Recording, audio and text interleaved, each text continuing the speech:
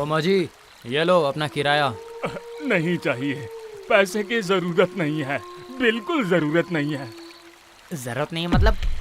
अभी तो आप हमें उस तरफ से इस तरफ लेकर आए हो, तो फिर किराया क्यों नहीं चाहिए? नहीं बाबू, वो सब नहीं चाहिए।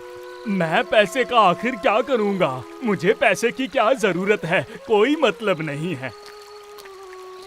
अरे बाप रे, इस आदमी ने तो किराए के पैसे नहीं लिए। अजीब है। वो अजीब नहीं है कल्याण, अजीब नहीं है। तुम जानते हो ना कि दुख के कारण लोग अपनी सुध बुध खो बैठते हैं। सुना ही होगा। मतलब वो बड़े दिल वाले इंसान थे, इकलौती लड़की ही उसकी दुनिया थी। और उसके बाद क्या? मतलब क्या हुआ था उनकी बेटी को? ये एक बहुत बड़ी कहानी है कल्याण। तो क्या कहानी है, मुझे बताइए ना चाचा। आज से 3 साल पहले की बात है। रतन मांझी और हमारे गांव के पूर्वी हिस्से में एक मंजिला मकान में उसकी अपनी बेटी के साथ रहते थे रतन मांझी। दोनों बाप बेटी बड़ी खुशी से रहते थे और दोनों को किसी भी चीज़ की कमी नहीं थी। माला, ओ माला, कहाँ हो बेटी? मुझे थोड़ा सा पानी दो ना। हाँ,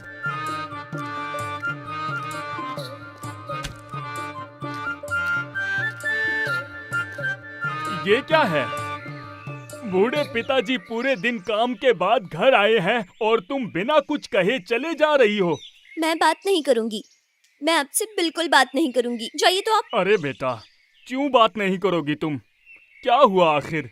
मैंने आपसे कितनी बार कहा है बाबा, अब आपकी उम्र हो चली है, आप इतनी मेहनत मत किया कीजिए, लेकिन आप मेरी बात ही नहीं सुनते। क्यों बताइए तो? अच्छा, तो ये बात है। अरे मेरी पगली, नाराज मत हो। कल मैं किराया लेने नक्शीगंज गया था, इसीलिए रात को वापस नहीं आ सका। अच्छा बाबा, सारी जिंदगी तो आप नाव चलाकर लोगों को पार करवाते रहे, अब थोड़ा अपने बारे में भी सोच लीजिए। अपने बारे में सोचूंगा तो कैसे चलेगा बेटा? तुम्हारी शादी भी तो करनी है ना एक अच्छे घर में, इसीलिए इतनी मेहनत कर रहा हूँ। नहीं नहीं, मैं शादी नहीं करूंगी। मैं अपने बाबा को छोड़कर कहीं नहीं जाऊंगी। मेरी पागल बेटी, जाओ मुझे जल्दी से कुछ खाने को दो, कुछ खा के थोड़ा सो जाता हूँ।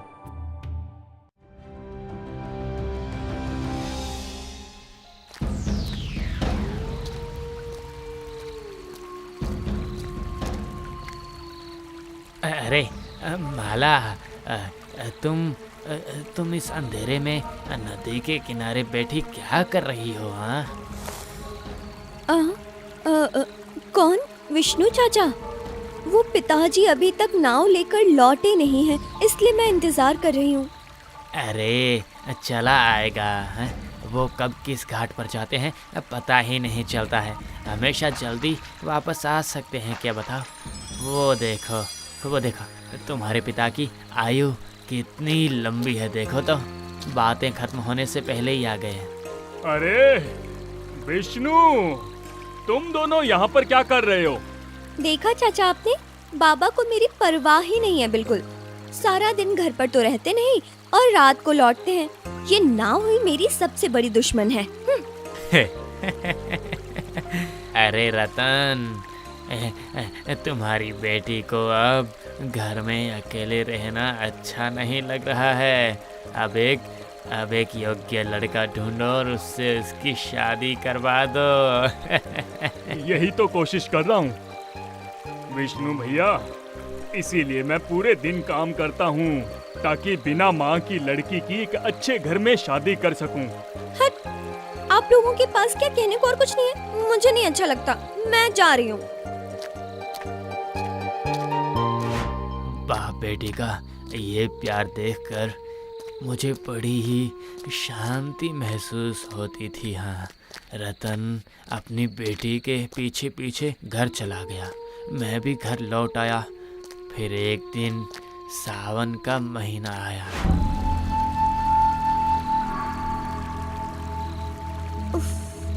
पता नहीं कब कितनी जोर से बारिश आ जाए। और इधर इधर बाबा भी अभी तक आए नहीं हैं। वो तो बाबा आ रहे हैं। एक तो सुबह से निकले हैं घर से और इतनी रात को आ रहे हैं। इस बार आने दो, बारिश के दिनों में कहीं जाने ही नहीं दूंगी मैं।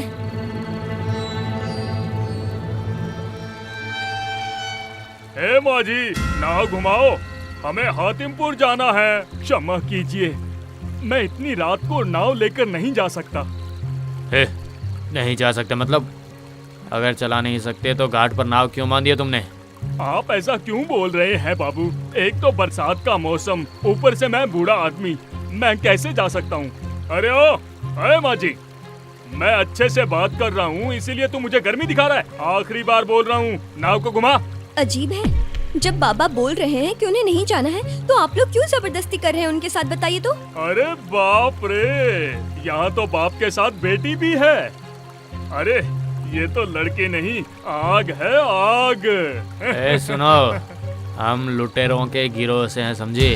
हमारे साथ ज्यादा बदतमीजी करोगे तो नतीजा अच्छा नहीं होगा, समझे? आप लोग ठीक से बात कीजिए। मैंने तो साफ कह दिया है कि मैं नहीं जाऊंगा, फिर भी आप लोग परेशान क्यों कर रहे हैं? ये क्या कर रहे हैं आप लोग? बाबा! अब तो तुम्हारे बाबा नाव घुमाएंगे ना? हैं? हे माझी, चल घुमा नाव। चलिए मैं आप लोगों को पहुंचा देता हूँ। कृपया करके मेरी बेटी को छोड़ दीजिए। कृपया उसे कुछ मत कीजिए। आप जहाँ भी जाना चाहेंगे मैं वहीं पर आपको छोड़ दूंगा। मेरी बेटी को छोड़ दीजिए उसे।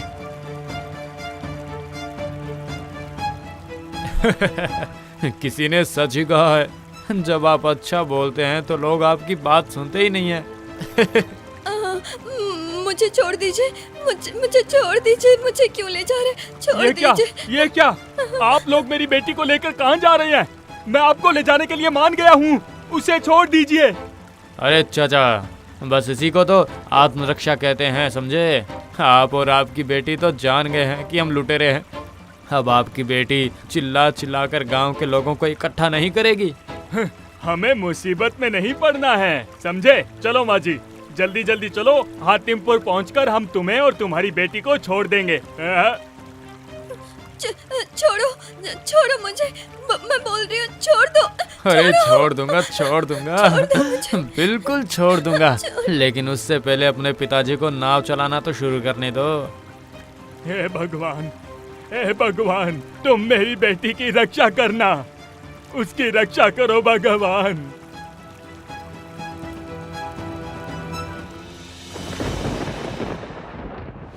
रतन जल्दी से जल्दी उन लोगों के साथ उस नाव को ले जाकर हातिमपुर पहुंच गया था। तब रात भी बहुत हो चुकी थी। बाबू हातिमपुर पहुंच गए हैं। आपके कहे अनुसार मैंने आप लोगों को हातिमपुर पहुंचा दिया है। अरे वाह, ये तो एकदम बात मानने वाला बुड्ढा है। क्या हुआ रघु, चलो। चाचा नहीं चाहिए किराया। मतलब कुछ भी। अरे किराया कौन दे रहा है? हम लोग तो किराया लेने आए हैं। आपकी बेटी को। नहीं, मेरी बेटी को छोड़ दो। नहीं, मेरी बेटी को छोड़ दो। नहीं, छोड़ दो इसे। छोड़ो बोल रही हूँ, छोड़ दो मुझे, छोड़ो। ए चाचा, कान के पास रोना धोना बंद करो। चुपचाप अपने घर वापस चले जाओ, कल तुम्हारी बेटी घर आ जाएगी। दया करो, मेरी बेटी को छोड़ दो, मेरे अलावा उसका कोई नहीं है। दया करो, छोड़ दो मुझे, जाने दो मुझे। बाबा। अरे चुप, तुम्हारे बाबा। हटो यहाँ से। बाबा छोड़ो मुझे, छोड़ दो बाबा। शैतान जानवर, छोड़ मुझे। तू मेरे साथ जबरदस्ती करेगी? देख अब मैं तेरे साथ क्या करता हूँ। रघु, पकड़ इस लड़की को, पकड़ ले इसको आराम से, पकड़ रघु।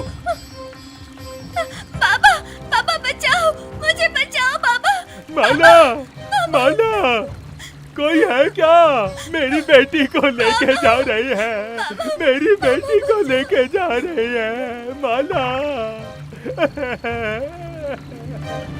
आसमान में बिजली चमकनी बंद हो गई थी और जोरदार बारिश होने लग गई थी। रतन उनके पीछे भागा, लेकिन अंधेरे में लुटेरे रतन की बेटी को लेकर कहाँ चले गए थे, किसी को समझ में नहीं आया। रतन तुरंत ही उस मूसलाधार बारिश में गांव की तरफ लौट आया था। अकेला ही गांव वालों से मदद मांगने के लिए आया था वो।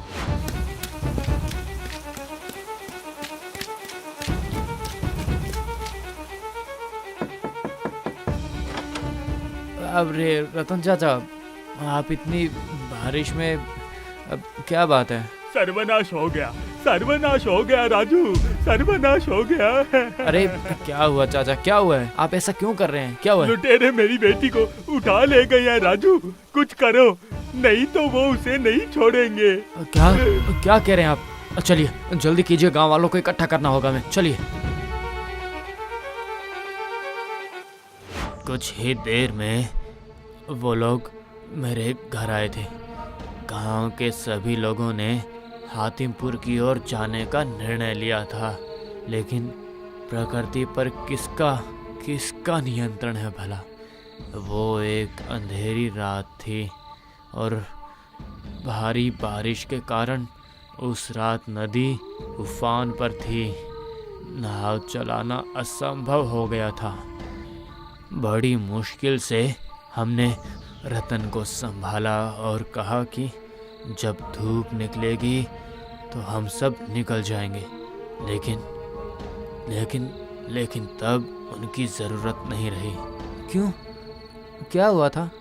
भोर होते ही हम नदी किनारे पहुंच गए थे, लेकिन भारी बारिश के कारण नदी में बाढ़ आ गई थी। हे भगवान, नदी में तो बाढ़ आ गई है। अब ऐसे में कैसे नाव चला पाएंगे हम? ऐसे में मैं नाव चला सकता हूँ, मेरा यकीन कीजिए, मैं आप सबको ले चलूंगा। जल्दी जल्दी चलिए, पता नहीं मेरी बेटी के साथ क्या हो रहा होगा। अब ठीक है, तब ऐसा ही होगा। रतन चाचा, सब खत्म हो गया है। रतन चाचा, सब खत्म हो गया। क्या हुआ नीलेश, क्या हुआ? माला क्या हुआ माला को? कहाँ है माला? बांस के बगीचे में बरगद की डाल पर। माला। तूफान, बाढ़ और कीचड़ को नजरअंदाज करते हुए हम बांस के जंगल पहुंच गए और वहां जाकर देखा, माला का शव बरगद की शाखा पर लटका हुआ था। माला अब नहीं रही थी। फटे हुए कपड़े और शरीर पर बहुत सारी मक्खियां भिनभिना रही थी। रतन पागलों की तरह माला की लाश की ओर दौड़ा। माला मेरी माला, कुछ बोलो माला।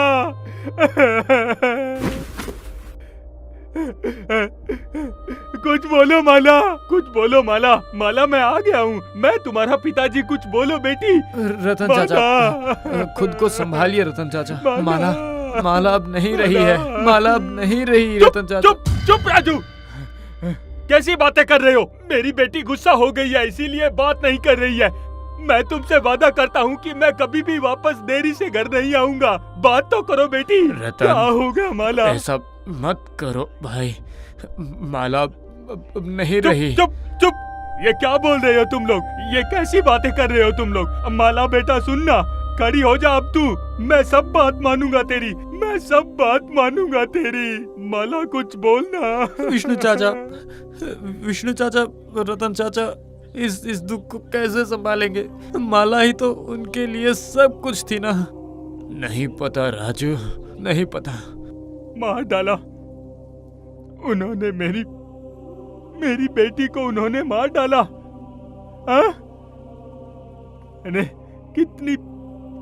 कितनी विनती की, फिर भी उन लोगों ने नहीं सुनी। मेरी बेटी को छीन ही लिया।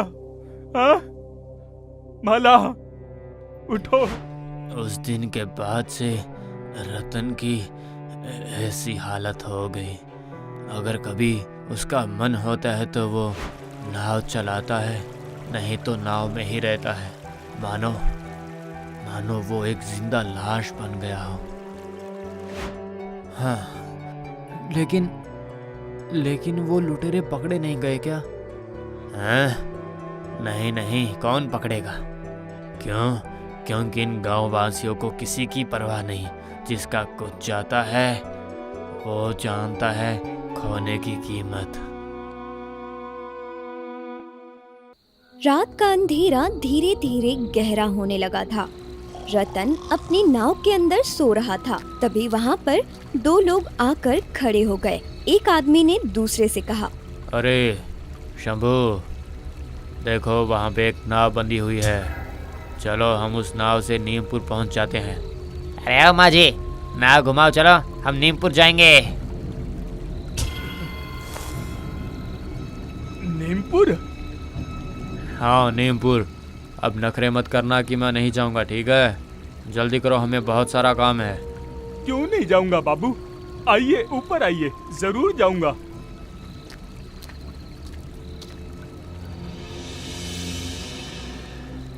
ए फटीक, ये वही माझी है ना जिसकी बेटी को रघु और बिरजू ने मिलकर हाँ।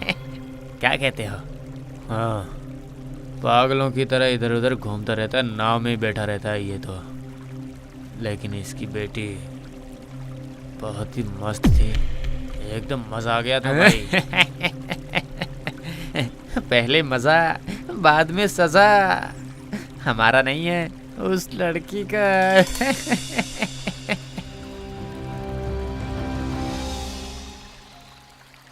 ए शंभू, अब मैं उतर रहा हूँ, तुम बूढ़े को किराया देकर आ जाओ। फटिक नाव से उतरने ही वाला था, तभी उसके कानों में एक दर्द भरी चीख सुनाई दी। उसने थोड़ा आश्चर्य से पीछे देखा तो वहाँ रतन खड़ा था। शंभू उसके चरणों में गिर पड़ा। फटिक ने बिजली की चमक में रतन की आंखें क्रोध से जलती हुई देखी थी। तभी शंभू ने कहा, रघु और बिरजू कहाँ है? नहीं, मुझे नहीं पता। फटीक, अरे तुम बता।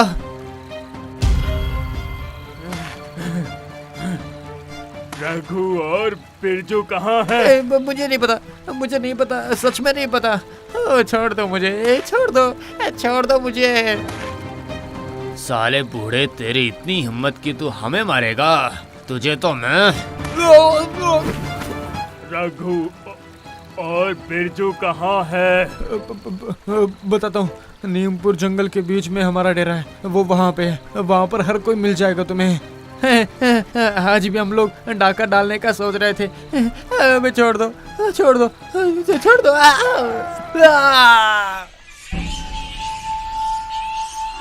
अरे कौन हो तुम? बिना पूछे यहाँ कैसे आए? अरे बिरजू, ये तो जाना पहचाना सा लग रहा है। पहचान लिया? मैं तुम लोगों की मौत हूँ। अरे बिरजू, ये तो वही बूढ़ा है जिसकी बेटी पर पहले तुम लोगों ने अत्याचार किया, फिर लटका दिया उसे। क्यों किया था बताओ। बिरजू, इस बूढ़े के सर पर भूत सवार है। हथियार निकालो। क्यों किया तुम लोगों ने मेरी बेटी के साथ ऐसा? उसने तुम्हारा क्या बिगाड़ा था? क्यों किया? हाँ? जान से मार डालूंगा मैं तुम्हें। ये ले। अरे ओ बुड्ढे, ये ले। बहुत चर्बी चढ़ गई है ना तुझे? हमें मारोगे तुम? हमें खत्म करना चाहते हो तुम? गुस्से में बिरजू हथियार उठाकर रतन के सिर पर जैसे ही मारने जाता है, तभी वहाँ एक चमत्कार होता है। वहाँ पर तूफानी हवा आ जाती है। बिरजू और रघु ने माला को वहाँ खड़े देखा। उसके बिखरे बाल और उसका चेहरा सफेद था। तुम नहीं। क्या सोचा था तुमने? तुम सिर्फ अन्याय करते जाओगे और तुम लोगों का कोई कुछ नहीं कर पाएगा, यही ना? नहीं नहीं नहीं, ये नहीं हो सकता। तुम वापस कैसे आ गई? हमने तुम्हें बांस के नहीं नहीं नहीं नहीं नहीं नहीं नहीं, ये नहीं हो सकता। भूत।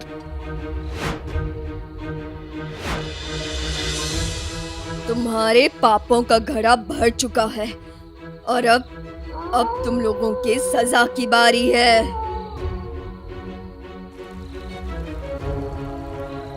अब तुम्हारे पास बचने का कोई रास्ता नहीं है बिरजू। छोड़ दो मुझे, माफ कर दो, छोड़ दो मुझे। आज मैं तुमसे अपना बदला लूंगी। बदला। पता नहीं कितने लड़कियों को तुमने बर्बाद किया है अभी तक। आज मैं उन सभी लड़कियों का बदला लूंगी तुमसे। मैं बदला लूंगी। मुझे छोड़ दो, माफ कर दो, मैंने कुछ नहीं किया। छोड़ दो, माफ कर दो मुझे, माफ कर दो मुझे, माफ कर दो।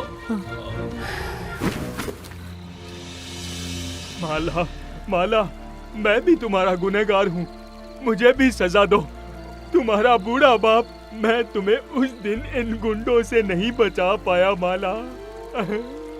आप दुखी मत होइए बाबा, ये सब तो नियति है और आज मेरी आत्मा मुक्त हो जाएगी। आज मुझे शांति मिलेगी। आप अच्छे से रहना बाबा, अच्छे से रहना।